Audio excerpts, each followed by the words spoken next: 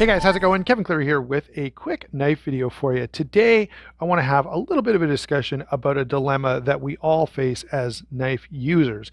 And the dilemma is one of comfort in pocket versus comfort in hand. So, a knife that's comfortable in hand. I got this out because it is such a perfect example.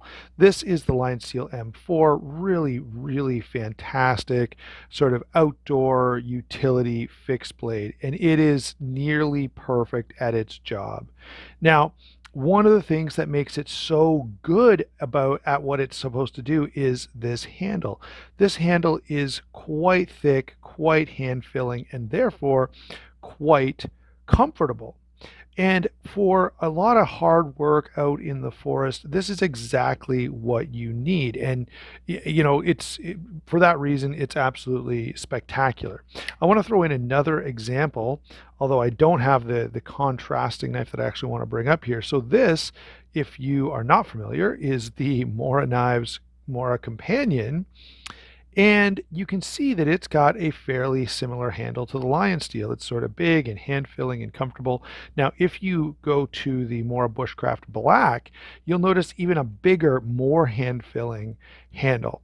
And that's because the expectation is that you'll be doing a lot of work with this knife, or even to a greater extent with the Bushcraft Black. And so that big handle is meant to eliminate hot spots and make the knife more comfortable for that work. Now, you can imagine, okay, the problem where if I try to take something this thick and this hefty and put it in my pocket, like let's say this folded, and I was going to try to put this in my pocket, you can right away figure out that that's going to be more noticeable, more bulky. It's going to take up more space. It's going to be heavier, and in general, a little more uncomfortable.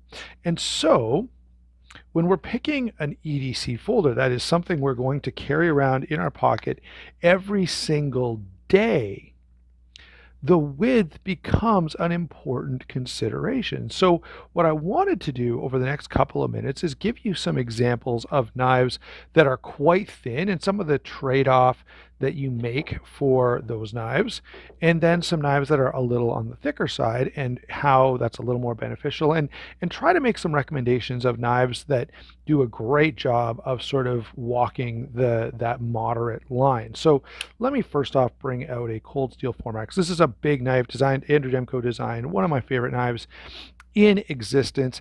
It is very thick, very hand filling, and as such, it's extremely comfortable. If I knew that I was going to be doing a ton of work with a folding knife, I would be more than happy to have this knife. You could hang on to this and carve with it or do whatever you needed to do for hours and not have any kind of issue with it. Okay, now what you see here is that this knife has not made any sacrifices for carryability, right? This is a very difficult knife to handle, this is a very awkward knife to carry because it's just big and bulky.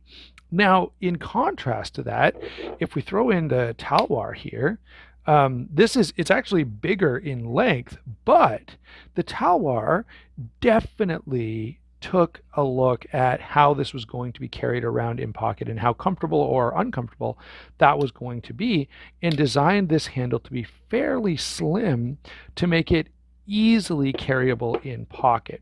All right, so that establishes the principle, gives you a couple of examples of what I'm talking about. Let me continue with a few other examples that stand out for one reason or the other to me. Here's a knife that many of you have seen on the channel before. This is the Manix 2 Lockback. Not a lot of these around. It's a little thicker.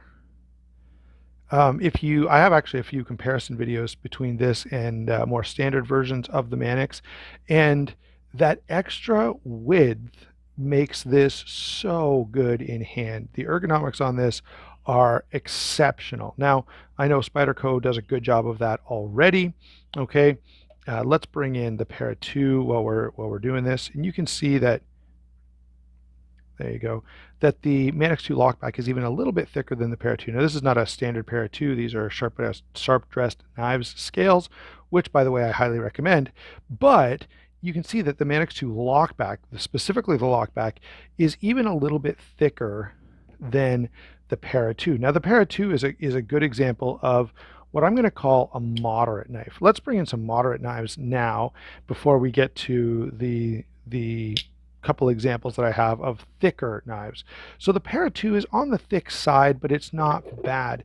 Even thinner than the Para 2, and yet still very, very comfortable, is the Spyderco Amalgam. One of the reasons this is so comfortable is because of these nicely chamfered edges, right, making this feel very, very comfortable in hand and really good for, you're not gonna, you can get a lot of work done with this knife and not feel uncomfortable, although it is quite thin.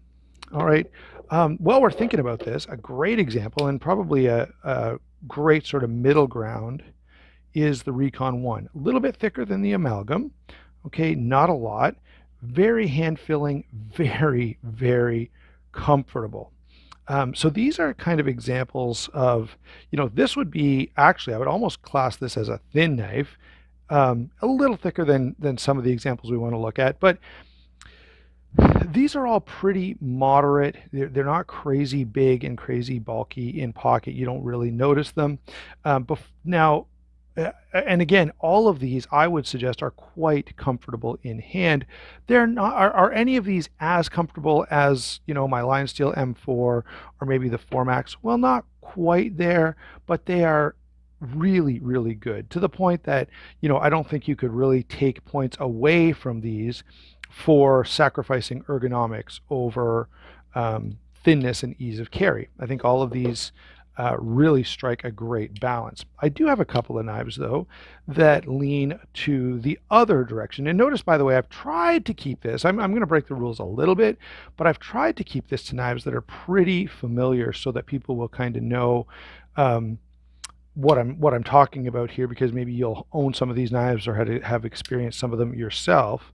Now, here's two knives, both quite thin, but I want you to notice this one is contoured, this one is not. The American Lawman is okay in hand, right? It's not nearly, though, as comfortable, number one, as the original American Lawman, right? This one is slimmer and more squared off, so it's not quite as comfortable in hand as the original AUS-8 American Lawman that many of us have probably had.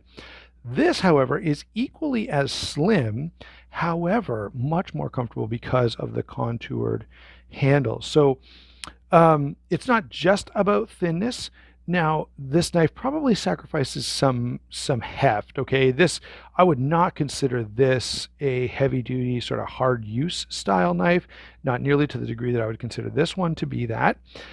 Both of them carry like they don't even exist. Like, you don't even know that you have these knives in your pocket.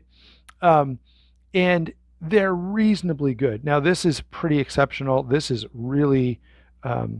this is a little noticeable. Like when I pick this up, of all the knives that I've shown you so far, this is probably the least comfortable in hand, but it's not uncomfortable by any stretch. All right, but notice, very, very thin. If I put this beside the Manix 2 lockback and the Recon 1,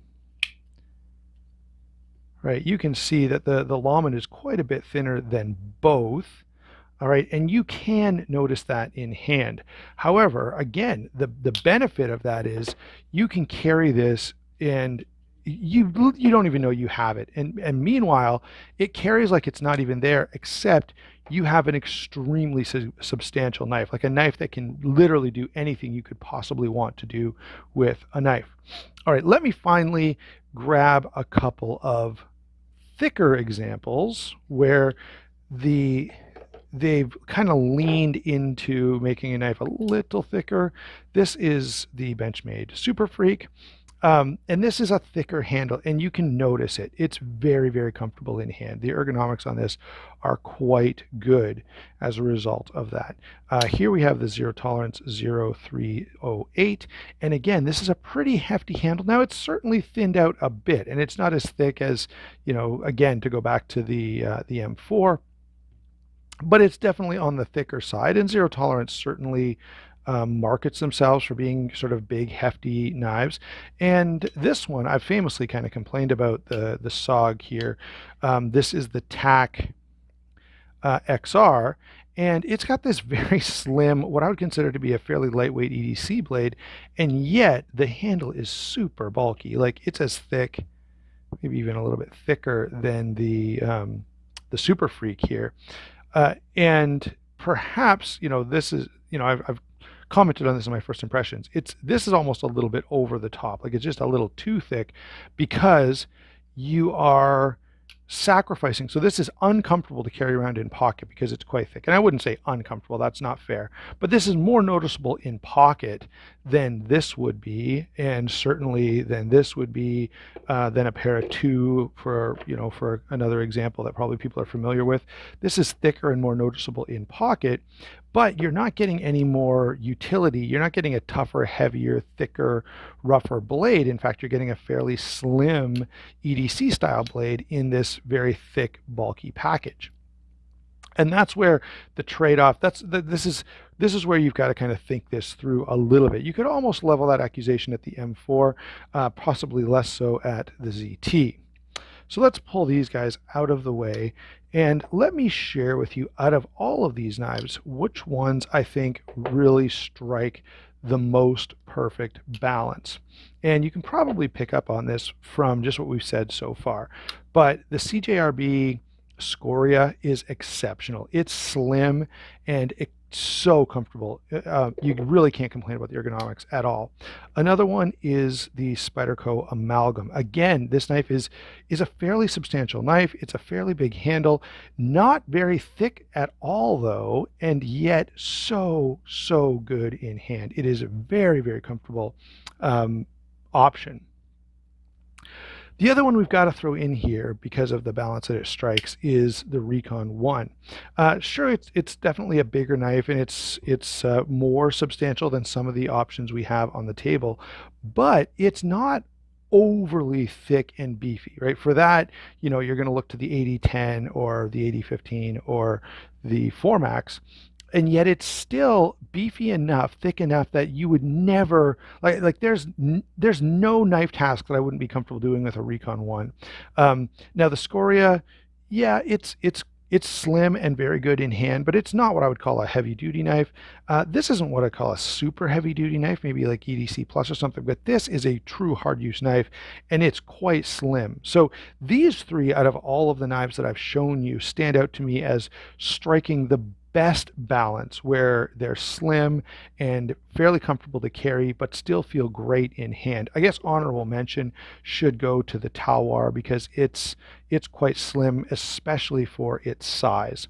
All right, so there you go. Now if I had to pick, if I was going out to the bush and I was going to process firewood or skin an animal, I knew that I was going to be doing a bunch of work with my knife, I would still, guys, take the M4. All right, I would. But if it's one of those days where I'm not sure what life is going to throw at me, but I just want to be ready for anything, these are all pretty good options. Now, this is, again, a little lighter use, but these two, again, are really good options. So I hope that's helpful to you. I'd love to know your thoughts about this down below and how you kind of make this decision. Thanks a lot for watching. Don't forget to like and subscribe. We'll talk to you soon.